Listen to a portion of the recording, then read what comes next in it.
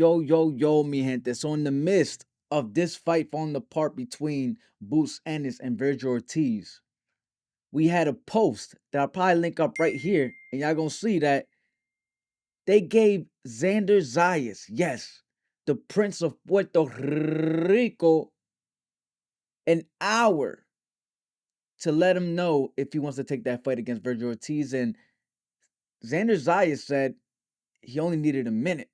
Damn.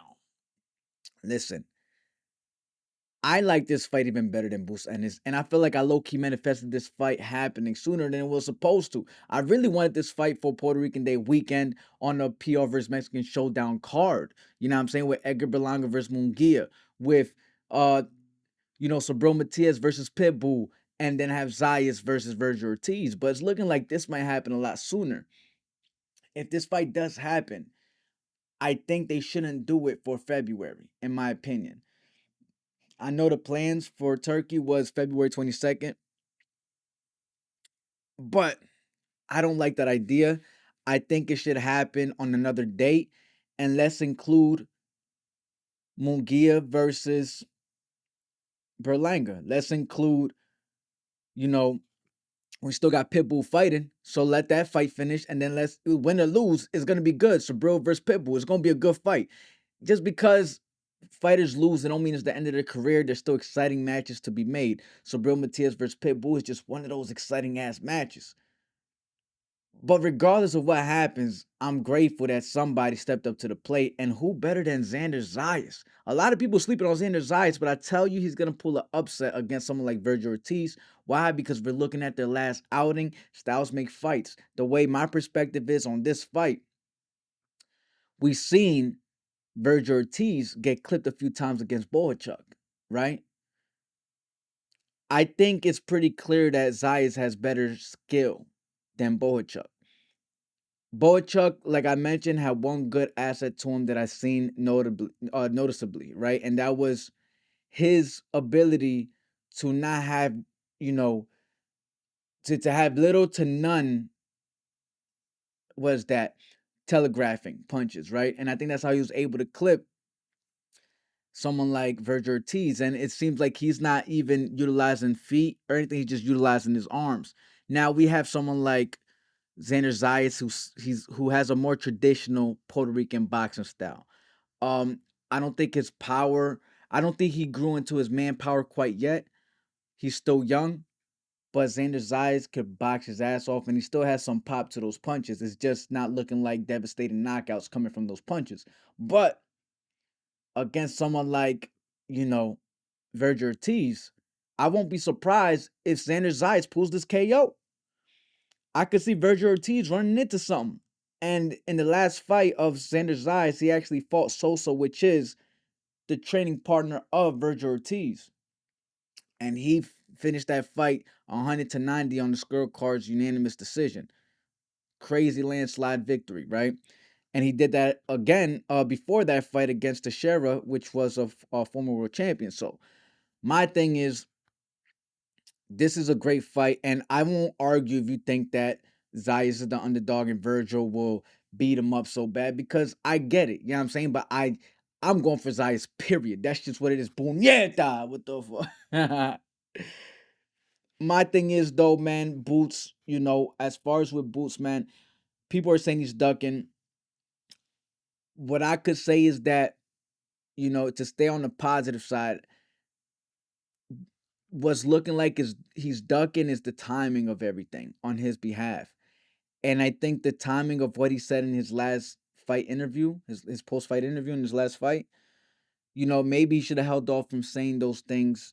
Maybe he should have held off of even mentioning Vergil Ortiz. He was calling these names out after his last fight. Now it seems like, he's backing out of it and he's coming up with premeditated excuses as far as wanting the fight going down to 147 and that he has no idea that these negotiations was taking place on his behalf when it seemed like the whole world knew and he was the last one to find out about it. When we found out was when you said it. You know what I'm saying? When Boots said it is when we found out he wanted that fight. Then when we found out the negotiations was happening, it was about 2 days before it got to Boots. Maybe he is locked in that gym heavy. Maybe he is. I'm not saying he's not. But whoever's negotiating for him, they should relate that message if that's the case that's going on, because that's his reputation. And right now, the whole world is looking at him like he's a duck. And you know, from what it looks like he ducked a match that he indeed asked for himself. That's the only reason. If he had not asked for this match himself, it wouldn't be that big of a deal at all. Your reasoning for saying, I'd rather stay at 146. That's where I want to become undisputed first. That's totally understandable. There's nothing wrong with that. That's a normal response. That's a valid response. But the thing that takes away from that is the fact that Boots been calling out Vergil Ortiz. He said he's going to move up to 154. There was a lot of, publicized comments on Boots' behalf that involve a fight with Vergil Ortiz at 154. Now that the fight is finally being made with the highest paycheck ever, he decides not to take it. I don't like the sound of that. Not smart. It seems like promotions like Eddie Hearn and Oscar De La Hoya, it seems like they're having on and off moments as the time comes. On and off moments. Eddie Hearn having off moments with how his fighters are going, dropping fighters or not giving fighters the good fights. But then he has moments where he pops out and let the best fight the best. Same thing with Oscar. Hopefully we can have consistent promoters that's gonna consistently stay out the way of the fighters. You know what I'm saying? Goes, and I'm glad that this happened because at least we know now, this is not something that Boots really truly wanted at this moment. And we can move on from that and focus on Zayas versus Vergil Ortiz, right? Don't take none from Boots' career. I think he's a great fighter still. He was one of my favorites at one point. What took away from that, like I always mention, was the distractions it seems like he's going through. That it seems to be evident in his performance. You know what I'm saying? Because you could see the distractions taking place while he's fighting. You know what I'm saying? He'll look around, he'll look at the crowd, look at the coach, he's telling people to calm down. He's doing it just seems like lock in. You know what I'm saying? So until I don't see that lock in no more, if I don't see that lock in, I'm not gonna be a fan of you, no matter what fighter you are. You know what I'm saying? And Zayas, I was almost the same way with Zayas when he fought Teixeira, but I was being a little crucial and I admitted that. I was like, I'm not gonna lie, he still beat him every single round. 190 on the scorecards. I just felt like I wanted that finish so much for Zayas that I became too hard of a critic of Zayas. You know what I'm saying? But then he came back against Sosa and put on a phenomenal performance, and I was able to appreciate it more with the cards being 100 to 90 again, and me not, trying to rush him to, be vulnerable to getting a knockout where it could put him in a situation to get himself knocked out. Right? Lucky I'm not a coach over there, but I think I'll be able to handle myself. If I was doing some type of coaching stuff, I know my place. And I'll stay quiet. Do your thing. You got this, nigga. You know what I'm saying? But Xander Zayas versus Vergil Ortiz. In my opinion, that's a main event type of card. That's a main event type of fight right there. And if you're gonna have it on the undercard, as much as I criticize Edgar Berlanga, but Edgar Berlanga versus Munguia, if they take that fight like next, that would be lovely. I don't know. For some reason, I just feel like the path of Edgar Berlanga is gonna start getting, dumbed down. And I hope that we hear some big fight news coming from his camp, and I don't want to hear anything less than Macumbi, right? Macumbi, Munguia, Plant, you know, those are the type of names I want to hear for his next fight. I don't want to hear none about Jake Paul. I don't want to hear about you going to heavyweight. It is what it is, though. They're gonna do what they do, but I feel like that mindset alone of what Edgar Berlanga's going is just gonna eliminate him from the talks of being the face of Puerto Rico and overall, obviously, the face of boxing. You know what I'm saying? Xander Zayas, though, he's been in conversations with the, next up from Puerto Rico. We got someone like La Roca for the future. You know what I'm saying? But Xander Zayas is looking like he could be the next one to hold that flag for us proud, representing Puerto Rico and being the face of it next, right? If he's able to take out Vergil Ortiz, I could see that happening on some overnight basis type shit. You know what I'm saying? Like he beats Vergil Ortiz by knockout, he will solidify himself as that face of boxing, right? Um, that would be crazy. I would like you guys to let me know what you think about this fight. And overall, man, I think it's a great fight. I think it's a great fight. We had someone like Vergil Ortiz struggle in his last fight and, pulled off a controversial victory. We have Zayas fighting a training partner of Vergil Ortiz. This fight been anticipating for a little bit. Has a little backstory, not too crazy, but Ver, we had Zayas calling him out from maybe a year or two. You know what I'm saying? Possibly 2 years already, calling out Vergil Ortiz, seeing that fight taking place down the line. And this is now we down the line. So, a lot of people are saying that Zayas is Russian. They love his heart, but take 1, 2 fights. Who cares, man? Anything can happen in any fight. He just fought Sosa, the sparring partner of Vergil Ortiz. He could have got really hurt there, and anything can happen. Everybody bleed the same, right? My thing is, you guys got to stop trying to protect these kids' O's, right? Stop holding their hand across the street. Let them. They into a sport. He got he got one of the most victories as a prospect right now. I think it's time for him to, he got over what 20 victories, bro. Xander Zayas, it's time for him to get, you know, that those contenders. And I know Vergil Ortiz might seem like a big jump, but if we're looking at their last performances, I think Zayas's last performances matches up great against, you know, Vergil Ortiz's last performance. We could see Vergil Ortiz coming in with those looping hooks. We could see him, trying to become the aggressor majority of the fight. And we could see Zayas boxing him out. You know what I'm saying? And the type of fighter Vergil Ortiz is he's a reactional fighter. He's not a, how you say, like, he goes off reactions and not off of instincts. Do you see what I'm saying?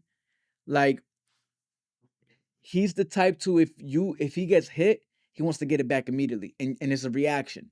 It's not necessarily a instinct where it's like doom doom, you know what I'm saying? It's more like a doom. Oh, you want to hit me? I'm gonna make sure I get mine back.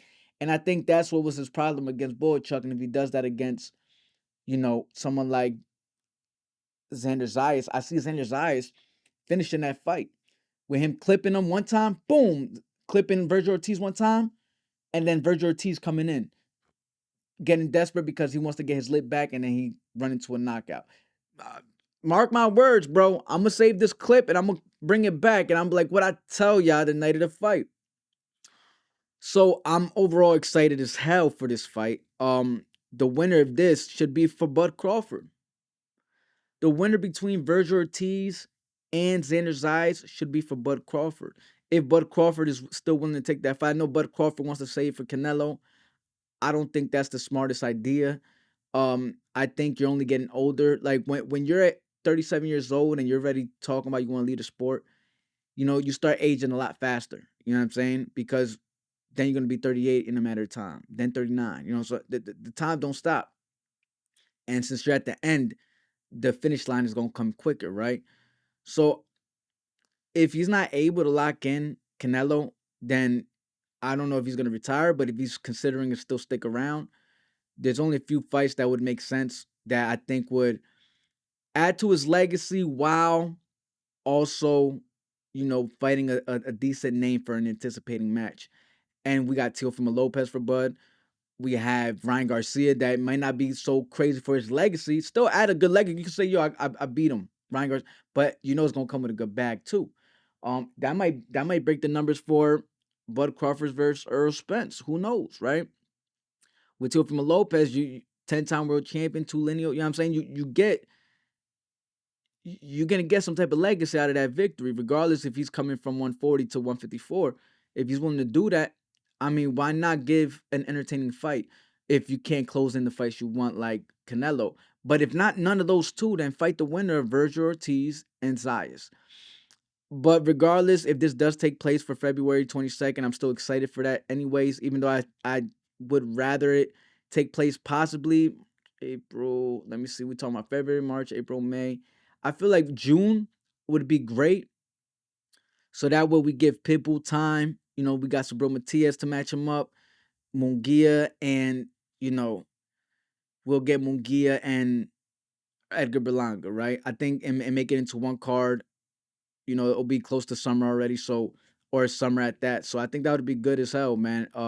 But the fact that if it is on February 22nd, I'll still be excited just to watch the Zayas versus Vergil Ortiz. And that's gonna be, I'm not gonna lie, I was seeing the order of the cards and how they was trying to have the order. But man, I could see that can't be lower than a co-main, man. I don't care who's on it. I think that does better than I don't care what nobody say, man. I like Tyson versus Usyk, great legacy fight, but they're not so exciting, in my opinion. That's not an exciting fight for me. I wouldn't even want that to be the main, if you ask me, in my opinion. I wouldn't want Bivol versus Better Beef to be the main. I would rather, honestly, if it was up to me, now I'll give Vergil Ortiz versus Zayas the co-main. The main event, possibly Better Beef versus Bivol. That was a good first fight. Um, but I don't know. I'm not so crazy over the Fury versus Usyk fight. I don't. It's not so. I'm not so crazy over it. But now we got some spark back. I think Boots, to finalize this video, I think Boots falling apart from this fight with Vergil Ortiz is a blessing in disguise, because now we get to see a Mexico versus Puerto Rico showdown with two fighters that are great fight. I think this is a better showdown between Canelo and Edgar Berlanga. Y'all let me know. Don't get me wrong. I do feel like, Xander still needs to climb a little bit, but I think, Vergil Ortiz is no Canelo. Vergil Ortiz still climbing himself. He's still not a champion, a world champion at least. He's like interim and shit like that, but he's not no world champion where. So my thing is, why not make that fight happen? Right?